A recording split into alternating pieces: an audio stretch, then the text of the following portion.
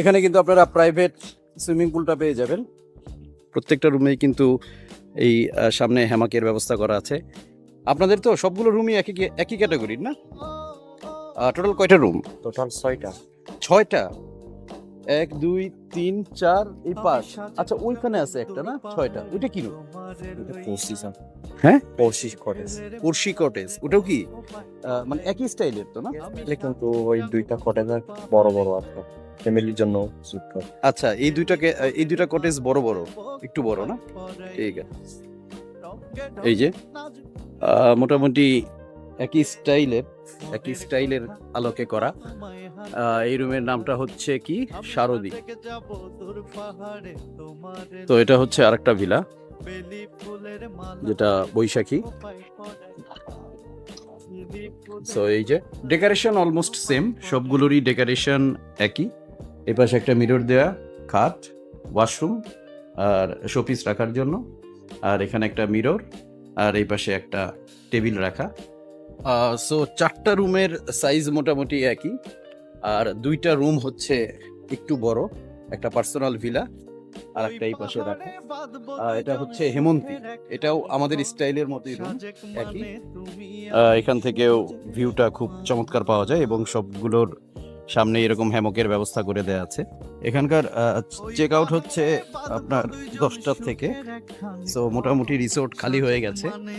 আমরা যেহেতু 2 দিন আছি, সো আমরা আছি। সো এখানে আরেকটা রুম পৌষি, এই রুমটাতে আবার এইভাবে উঠতে হয়, এটা একটু পার্সোনাল। রুমটা আমি একটু দেখাই যেহেতু কেউ নেই। সো এটা হচ্ছে আরেকটা রুম পৌষি, যেটা সো এটাকে তারা পার্সোনাল ভিলা বলতেছে বিকজ এটা একটু আলাদা সবগুলো রুমের থেকে।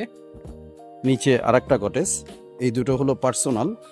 এটার সাথে আপনার সুইমিং পুল আছে, পার্সোনাল সুইমিং পুল আছে। সো আমি এই কটেজটাও একটু দেখাচ্ছি। এখানে কিন্তু আপনারা প্রাইভেট সুইমিং পুলটা পেয়ে যাবেন।